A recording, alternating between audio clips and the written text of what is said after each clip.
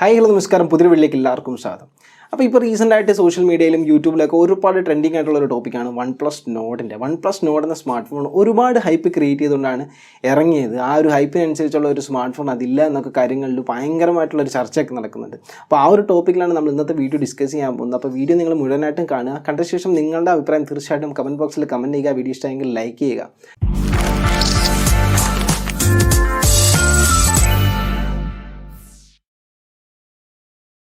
അപ്പോൾ OnePlus node 25,000 റുപ്പീസിന് ഒരു best smart ഫോണാണ്. തീർച്ചയായിട്ടും 25,000 രൂപ ബഡ്ജറ്റ് സെഗ്മെൻറ്റിൽ OnePlusൻ്റെ ഒരു കിടിലം സ്മാർട്ട് ഫോണാണ് OnePlus നോഡ് എന്ന് പറയുന്നത്.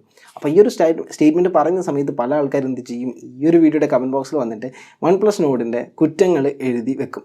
അപ്പം OnePlus നോഡിൻ്റെ കോൺസ് എന്ന് പറയുന്ന സംഭവം, അപ്പോൾ നമ്മൾ ശ്രദ്ധിക്കേണ്ട ഒരു കാര്യം എന്ന് പറയുന്നത്, നിങ്ങളൊരു 10,000 രൂപയുടെ സ്മാർട്ട് ഫോൺ എടുത്താലും 20,000 രൂപയുടെ സ്മാർട്ട് ഫോൺ എടുത്താലും 1,00,000 രൂപയുടെ സ്മാർട്ട് ഫോൺ എടുത്താലും ഓരോ സ്മാർട്ട് ഫോണിനും അതിൻ്റേതായിട്ടുള്ള പ്രോസും കോൺസും ഉണ്ട്. അങ്ങനെ പ്രോസും കോൺസും ഇല്ലാത്തൊരു സ്മാർട്ട് ഫോൺ, പ്രോസ് മാത്രമുള്ളൊരു സ്മാർട്ട് ഫോൺ ആയിരുന്നെങ്കിൽ അങ്ങനെ ഒരു സ്മാർട്ട് ഫോൺ മാത്രമേ ഇന്ത്യ ഇറങ്ങേണ്ട ആവശ്യമുള്ളൂ. ബാക്കിയുള്ള സ്മാർട്ട് ഫോൺസൊക്കെ പൂട്ടിക്കെട്ടി വെച്ചേനെ. അല്ലെങ്കിൽ അപ്പം ഇപ്പോൾ 10,000 രൂപയ്ക്ക് ഒരു സ്മാർട്ട് ഫോൺ ഫുൾ പ്രോസ്, അതിനകത്ത് ഒരു കുറ്റം കണ്ടുപിടിക്കാനില്ലെങ്കിൽ ആ ഒരു സ്മാർട്ട് ഫോൺ മാത്രമല്ല വിറ്റ് പോകത്തുള്ളൂ. അപ്പോൾ ബാക്കിയുള്ള സ്മാർട്ട് ഫോൺസ് പിന്നെ ഇറക്കേണ്ട ആവശ്യമില്ലല്ലോ. അതുകൊണ്ട് ഓരോ സ്മാർട്ട് ഫോൺസിനും അതിൻ്റേതായ പ്രോസും കോൺസും ഉണ്ട്. അപ്പോൾ നമ്മൾ ചെയ്യേണ്ടതെന്ന് പറഞ്ഞാൽ അവിടെ സെൻസിബിൾ ആയിട്ടുള്ള ഒരു ഡിസിഷൻ എടുക്കുക എന്നുള്ളതാണ്. അപ്പോൾ പല ആൾക്കാർക്കും പല ആവശ്യങ്ങളാണുള്ളത്. ഇപ്പം ഗെയിം കളിക്കുന്ന ഒരാൾ ഒരു സ്മാർട്ട് ഫോൺ നോക്കുന്ന സമയത്ത് അവരതിന് നോക്കുന്നത് അതിൻ്റെ പെർഫോമൻസ് എങ്ങനെയുണ്ടെന്നാണ്. അവർ പോയിട്ട് അതിൻ്റെ ക്യാമറ നോക്കുമ്പോൾ ക്യാമറയിൽ ചെറിയൊരു പോരായ്മ കാണും. അപ്പോൾ അവർക്ക് അതൊരു പ്രശ്നമല്ല. അപ്പോൾ അവർ ആ ഒരു സ്മാർട്ട് ഫോൺ പർച്ചേസ് ചെയ്യും. അതുപോലെ ഫോട്ടോഗ്രാഫിയിൽ കൂടുതൽ പ്രയോറിറ്റി കൊടുക്കുന്ന ആൾക്കാർ പോയിട്ട് അതിൽ അവരുടെ ക്യാമറ എങ്ങനെയുണ്ട്, ഈ സ്മാർട്ട് ഫോണിൻ്റെ ക്യാമറ ഉണ്ടെന്ന് എങ്ങനെയുണ്ടെന്നായിരിക്കും അവർ നോക്കുന്നത്. അപ്പോൾ നമ്മളുടെ പ്രയോറിറ്റി എന്താണെന്നുള്ളത് നോക്കുക. അതിനുശേഷം അതിൽ പ്രോസിൽ നമ്മളുടെ പ്രയോറിറ്റിയാണ് കൂടുതലുള്ളതെങ്കിൽ തീർച്ചയായിട്ടും നമുക്ക് ആ ഒരു സ്മാർട്ട് ഫോൺ പർച്ചേസ് ചെയ്യാം. അല്ലാതെ ആ ഒരു സ്മാർട്ട് ഫോണിൻ്റെ കോൺസ് ഉണ്ടെന്ന് പറഞ്ഞിട്ട് ആ ഒരു സ്മാർട്ട് ഫോൺ കൊള്ളത്തില്ലെന്ന് ഒരിക്കലും പറയാൻ പറ്റത്തില്ല. രണ്ടാമത്തെ ഒരു വിഷയമായിട്ട് പറഞ്ഞാൽ ഇതൊരു ചൈനീസ് സ്മാർട്ട് ഫോൺ ബ്രാൻഡാണെന്ന് എല്ലാവരും പറയുന്നത്. അപ്പോൾ നമ്മൾ ഇപ്പോൾ ഈ ചൈനീസ് സ്മാർട്ട് ഫോൺ ബ്രാൻഡിനെ പ്രൊമോട്ട് ചെയ്യുന്നതെന്ന് പറയുന്ന പല ആൾക്കാരും, അല്ലെങ്കിൽ ചൈനീസ് സ്മാർട്ട് ഫോൺ ബ്രാൻഡിനെ നിങ്ങൾ പ്രൊമോട്ട് ചെയ്യുന്നതെന്ന് പറയുന്ന പല ആൾക്കാരും കയ്യിരിക്കുന്ന സ്മാർട്ട് ഫോൺ ചൈനീസ് ബ്രാൻഡാണ്. ഇപ്പോൾ ഇന്ത്യയിൽ നോക്കിക്കഴിഞ്ഞാൽ സാംസങ്, എസ്യൂസ്, അതേപോലെ തന്നെ നോക്കിയ പോലുള്ള സ്മാർട്ട് ഫോൺസ് മാത്രമേ ഉള്ളൂ ഈ പുറത്തുനിന്നുള്ളത്. നിങ്ങൾ ഇന്ത്യയിൽ ഏറ്റവും കൂടുതൽ വിറ്റഴിക്കാൻ പോകുന്ന സ്മാർട്ട് ഫോൺസ് ലിസ്റ്റ് എടുക്കുക. അതിൽ ഉള്ളത് റിയൽമി, റെഡ്മി, ഒപ്പോ, വിവോ, അതുപോലെ തന്നെ OnePlus. ഈ 5 സ്മാർട്ട് ഫോൺസും ബീക്ക് ഇലക്ട്രോണിക്സ് എന്ന് പറയുന്ന, റെഡ്മി ഒഴിച്ച് ബാക്കിയെല്ലാം തന്നെ ബീക്ക് ഇലക്ട്രോണിക്സ് എന്ന് പറയുന്ന ഒരു കമ്പനിയുടെ അണ്ടറിലുള്ളതാണ്. എന്ന് പറഞ്ഞാൽ പക്ക ഒരു ചൈനീസ് ബ്രാൻഡ് തന്നെയാണ്. പിന്നെ നമ്മൾ ഇന്ത്യൻ കമ്പനി എന്ന് പറയുന്ന മൈക്രോമാക്സ് ചൈനയിൽ നിന്ന് പ്രൊഡക്റ്റ് വാങ്ങിയിട്ട് അതിൽ റീബ്രാൻഡ് ചെയ്തിട്ടാണ് ഇന്ത്യയിൽ ഇറക്കിക്കൊണ്ടിരുന്നത്. അപ്പോൾ നമുക്ക് ഇന്ത്യയിൽ മെയ്ഡ് ചെയ്തിട്ടുള്ള ഒരു സ്മാർട്ട് ഫോൺ നമുക്ക് കിട്ടില്ല. അല്ലെങ്കിൽ നിങ്ങൾ നോക്കിക്കഴിഞ്ഞാൽ ഐഫോൺ ആയാലും സാംസങ് ആയാലും അതിൻ്റെ ഏതെങ്കിലും ഒരു പാർട്ട് ചൈനയിലായിരിക്കും മാനുഫാക്ചർ ചെയ്തിരിക്കുന്നത്. അതേപോലെ തന്നെ ചൈനീസ് പ്രോഡക്റ്റ് നമുക്ക് കംപ്ലീറ്റ് ആയിട്ട് ഒരിക്കലും ബാൻ ചെയ്യാൻ പറ്റില്ല.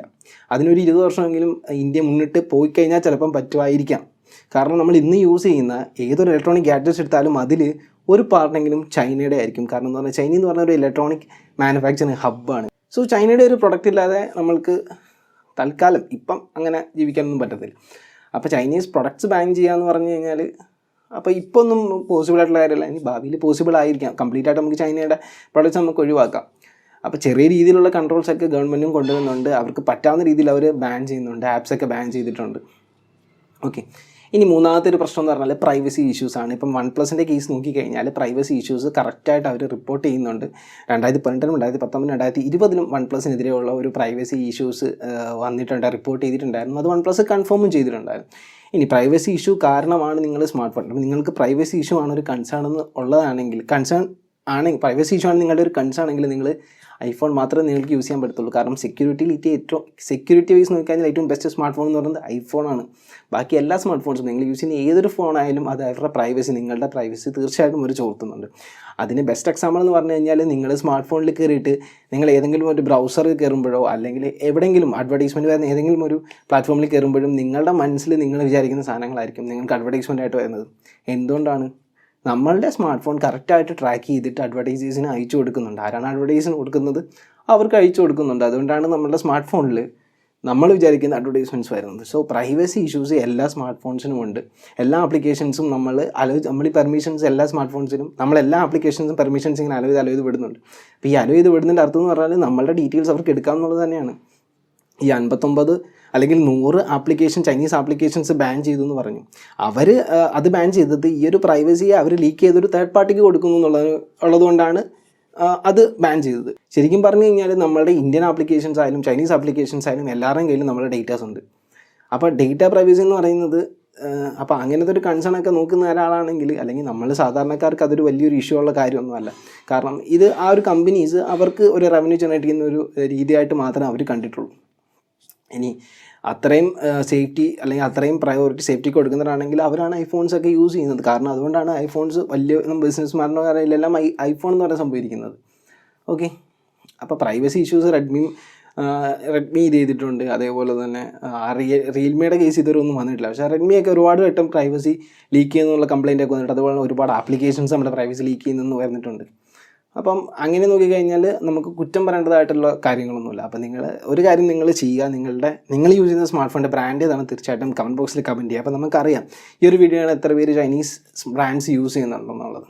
ഓക്കെ, ഇനി ഹൈപ്പ് ക്രിയേറ്റ് ചെയ്തു. തീർച്ചയായിട്ടും OnePlus ഒരു വലിയ ഹൈപ്പ് ക്രിയേറ്റ് ചെയ്തുകൊണ്ട് OnePlus Nord എന്ന് പറയുന്ന സ്മാർട്ട് ഫോൺ ഇന്ത്യയിൽ ലോഞ്ച് ചെയ്തത്. അപ്പോൾ നമ്മൾ ഈ കേരളത്തിൽ തന്നെ നോക്കിക്കഴിഞ്ഞാൽ നമ്മളുടെ ഇപ്പം ഒരു ആരെങ്കിലും ഇപ്പോൾ ദുൽഖർ സൽമാൻ ഒരു സിനിമ ഇറങ്ങുന്നു, ഒരു വർഷം കഴിഞ്ഞ് ഇറങ്ങുന്ന സിനിമയുടെ പോസ്റ്റർ ഇന്ന് ലോഞ്ച് ചെയ്യും. എന്തിനു വേണ്ടിയാണ്? അങ്ങനെ ഒരു സിനിമ ഇറങ്ങാൻ പോകുന്നുണ്ടെന്ന് ആൾക്കാരിലേക്കൊന്ന് അറിയിക്കാൻ വേണ്ടിയാണ്. അപ്പോൾ അതെന്ന് പറയുന്ന ഒരു മാർക്കറ്റിംഗ് ആണ്. ഈ ഒരു മാർക്കറ്റിംഗ് തന്നെയാണ് OnePlusം ചെയ്തത്. OnePlus 8 ഇറങ്ങിയ സമയത്ത് OnePlus പറഞ്ഞു OnePlusൻ്റെ ഒരു ലൈറ്റ് സീരീസ് വരുന്നുണ്ട്, ഒരു ബഡ്ജറ്റ് സെഗ്മെൻറ്റിൽ സ്മാർട്ട് ഫോൺ വരുന്നുണ്ട്, അതൊരു 5G സ്മാർട്ട് ഫോൺസ് ആയിരിക്കും. അപ്പം സ്മാർട്ട് ഫോൺ മേടിക്കാതിരിക്കുന്നവരുടെ മനസ്സിലെന്ത് വരും? അയ്യോ, OnePlus എന്ന് പറയുന്നത് നല്ലൊരു ബ്രാൻഡാണ്, ബ്രാൻഡിൻ്റെ ഒരു സ്മാർട്ട് ഫോൺ വരുന്നുണ്ട്, ബഡ്ജറ്റ് സ്മാർട്ട് ഫോണാണ്, അപ്പോൾ നമുക്കൊന്ന് ജസ്റ്റ് ഒന്ന് വെയിറ്റ് ചെയ്തിട്ട് ആ ഒരു സ്മാർട്ട് ഫോൺ ഇറങ്ങുന്ന വരെ ഒന്ന് വെയിറ്റ് ചെയ്യാമെന്ന് പറഞ്ഞിട്ട് അവർ വെയിറ്റ് ചെയ്യും. അപ്പോൾ ഇതിന് ചെയ്ത ഒരു മാർക്കറ്റിംഗ് രീതിയാണ് ഈ ഹൈപ്പ് എന്ന് പറയുന്നത്. അതിന് ഈ ഹൈപ്പ് എന്ന് വിളിക്കാതെ ജസ്റ്റ് ഒരു മാർക്കറ്റിംഗ് സ്ട്രാറ്റജി എന്ന് വിളിച്ചു കഴിഞ്ഞാൽ കുറച്ചും കൂടി ബെറ്റർ ആയിരിക്കും. ഈ OnePlusൻ്റെ AR ലോഞ്ചിൽ 99 രൂപ വെച്ചിട്ടും ആൾക്കാർ അതിൽ നിന്ന് വാങ്ങിയെന്ന് പറഞ്ഞു. ഈ 99 രൂപ വാങ്ങുന്നതെന്ന് പറഞ്ഞാൽ ലോകത്തിലെ തന്നെ ആദ്യത്തെ ഒരു AR ലോഞ്ചാണ് OnePlus നടത്തിയിരുന്നത്. ആ ഒരു OnePlus ലോഞ്ചിൽ നമ്മൾ പങ്കെടുത്തു. ലോകത്തിലെ ആദ്യത്തെ AR ലോഞ്ചിൽ നമ്മൾ പങ്കെടുത്തു. അതിന് വേണ്ടി കൊടുക്കുന്ന പൈസയാണ് 99 രൂപ. അതിന് അവർ 99 മേടിക്കുക എന്ന് പറഞ്ഞാൽ അവരെന്തായാലും ഒരു ലോഞ്ച് നടത്തുന്നുണ്ട്. അതിൽ നിന്ന് അവർക്ക് റവന്യൂ ജനറേറ്റ് ചെയ്യാൻ പറ്റുന്നുണ്ടെങ്കിൽ അവർ റവന്യൂ ജനറേറ്റ് ചെയ്യട്ടെ. അതും അവരൊരു സ്ട്രാറ്റജിയാണ്. അതിനെ കുറ്റം പറഞ്ഞുകൊണ്ടും അതിന് ഹൈപ്പ് കൊടുത്തതാണെന്നൊക്കെ പറഞ്ഞു കഴിഞ്ഞാൽ അതൊരു കമ്പനിയുടെ ഇഷ്ടമല്ലേ. ഇതിപ്പോൾ നമ്മളുടെ അടുത്ത് അവർ വന്നിട്ട് പറയുന്നില്ല AR ലോഞ്ച് നിങ്ങൾ പങ്കെടുക്കണം, എന്നാൽ മാത്രമേ നിങ്ങൾക്ക് സ്മാർട്ട് ഫോൺ എടുത്തുള്ളൂ അവർ പറഞ്ഞിട്ടില്ല. നമുക്ക് ഇഷ്ടമുണ്ടെങ്കിൽ നമ്മൾ പങ്കെടുക്കുക, അത്രയും കാര്യമേ ഉള്ളൂ. അതിലിപ്പം ഞാൻ AR ലോഞ്ചൊന്നും പങ്കെടുത്തിട്ടൊന്നുമില്ല. കാരണം നമുക്ക് AR ലോഞ്ച് AR ലോഞ്ച് കഴിഞ്ഞ് കഴിഞ്ഞാൽ നമുക്ക് ഓൾറെഡി അതിൻ്റെ വീഡിയോസ് നമുക്ക് അവൈലബിൾ ആവും, നമുക്കറിയാം. അതുകൊണ്ട് നമ്മൾ AR ലോഞ്ച് പങ്കെടുത്തില്ല. എത്ര മലയാളികൾ പങ്കെടുത്തു എന്നുള്ളത് വലിയൊരു ക്വസ്റ്റ്യൻ മാർക്ക് തന്നെയാണ്. കാരണം നമുക്കറിയാം നമ്മളങ്ങനെ ആവശ്യമില്ലാത്ത പരിപാടിക്കൊന്നും പോകാറില്ലല്ലോ. അപ്പം അത് അവരുടെ ഒരു റവന്യൂ ജനറേറ്റിംഗ് മെത്തേഡാണ്. സോ അതിനെയും കുറ്റം പറഞ്ഞിട്ട് കാര്യമൊന്നുമില്ല. ഇനി OnePlusൻ്റെ സ്മാർട്ട് ഫോൺ നിങ്ങൾ എത്ര പേര് പ്രീ ഓർഡർ ചെയ്ത് OnePlusൻ്റെ സ്മാർട്ട് ഫോൺ? ഞാൻ പറയട്ടെ, ഞാൻ നേരത്തെ പറഞ്ഞ സിനിമയുടെ എക്സാമ്പിൾ തന്നെ എടുക്കാം. ഇപ്പം ദുൽഖർ സൽമാൻ്റെ ഒരു സിനിമ ഇറങ്ങുമെന്ന് വിചാരിച്ചു. അപ്പോൾ നമ്മൾ എന്ത് ചെയ്യും? ഫാൻസുകാരായിട്ട് ഉള്ള ആൾക്കാരൊക്കെ തന്നെ ഫസ്റ്റ് ഡേ തന്നെ കയറിപ്പോയി കാണും. അത് തന്നെയാണ് ഇവിടെ സംഭവിക്കാൻ പോകുന്നത്. OnePlusന് ഫാൻസ് ഉണ്ട്. തീർച്ചയായിട്ടും OnePlus ഓരോ ബ്രാൻഡിനും ഫാൻ ബേസ് ഉണ്ട്. നമ്മൾ ഈ സിനിമ നടന്മാർ വന്ന ഓരോ ബ്രാൻഡ്സിനും ഫാൻ ബേസ് ഉണ്ട്. കാരണം നമുക്കറിയാം, നമ്മൾ സാംസങ്ങിനെ പറ്റി ഒരു വീഡിയോ ഇട്ട് കഴിഞ്ഞാൽ അതിൽ എന്തെങ്കിലും കുറ്റം പറഞ്ഞു കഴിഞ്ഞാൽ സാംസങ് ഫാൻ ബോയ്സ് വന്നിട്ട് അടിയിൽ കമൻറ്റ് ചെയ്തിട്ട് തെറി പറയും. തീർച്ചയായിട്ടും പറയും. അങ്ങനെ ഫാൻ ബേസ് ഉള്ള ഒരു കമ്പനി തന്നെയാണ് OnePlus. അപ്പോൾ ഈ ഫാൻ ബോയ്സ് ആയിട്ടുള്ള ആൾക്കാർ ഒരു ബഡ്ജറ്റ് സെഗ്മെൻറ്റിൽ സ്മാർട്ട് ഫോൺ ഇറങ്ങുന്നു. കുറേ നാളുകൊണ്ട് OnePlusൻ്റെ ഒരു സ്മാർട്ട് ഫോൺ വാങ്ങണമെന്ന് ആഗ്രഹമുള്ളവർ തീർച്ചയായിട്ടും ഫസ്റ്റ് ഡേ അല്ലെങ്കിൽ പ്രീ ബുക്ക് ചെയ്തിട്ട് അത് വാങ്ങും. അവർക്ക് ആ പ്രീ ബുക്ക് ചെയ്യുന്ന പൈസ പോലും അവർക്ക് വിഷയമൊന്നുമില്ല. കാരണം അവർ അത്ര ആഗ്രഹിച്ച് വാങ്ങുന്ന ഒരു സാധനമാണ്. ബാക്കിയുള്ളവരെന്ത് ചെയ്യും? സ്മാർട്ട് ഫോൺ ലോഞ്ച് ചെയ്യാൻ വെയിറ്റ് ചെയ്യും. ലോഞ്ച് ചെയ്ത ശേഷം നമ്മൾ റിവ്യൂസ് നോക്കും. ചിലപ്പോൾ ഒരു മാസം വരെ റിവ്യൂസ് നോക്കിയിട്ടായിരിക്കും നമ്മളൊരു സ്മാർട്ട് ഫോൺ മേടിക്കുന്നത്. ഇപ്പോൾ എൻ്റെ കേസ് നോക്കിക്കഴിഞ്ഞാൽ ഞാൻ വാല്യൂ ഫോർ മണി സ്മാർട്ട് ഫോൺസാണ് പ്രിഫർ ചെയ്യുന്നത്. അതായത് നമ്മൾ കൊടുക്കുന്ന പൈസയ്ക്ക് അത് മുതലായിരിക്കണം. നമ്മൾ പൈസ കൊടുക്കുന്ന സമയത്ത് ഒരു 3 വർഷമെങ്കിലും നമുക്ക് ആ ഒരു സ്മാർട്ട് ഫോൺ കൃത്യമായിട്ട് യൂസ് ചെയ്യാൻ സാധിക്കണം. അപ്പോൾ അങ്ങനെ ഉള്ള ഒരാൾ, അല്ലെങ്കിൽ അങ്ങനെ നമ്മുടെ കേരളത്തിൽ നോക്കിക്കഴിഞ്ഞാൽ ഭൂരിഭാഗം ആൾക്കാർ അങ്ങനെ തന്നെയാണ് സ്മാർട്ട് ഫോൺ വാങ്ങുന്നത്. അങ്ങനെയുള്ളവർ എന്താ ചെയ്യുക? കൂടുതലും കുറേ റിവ്യൂസ് കാണും.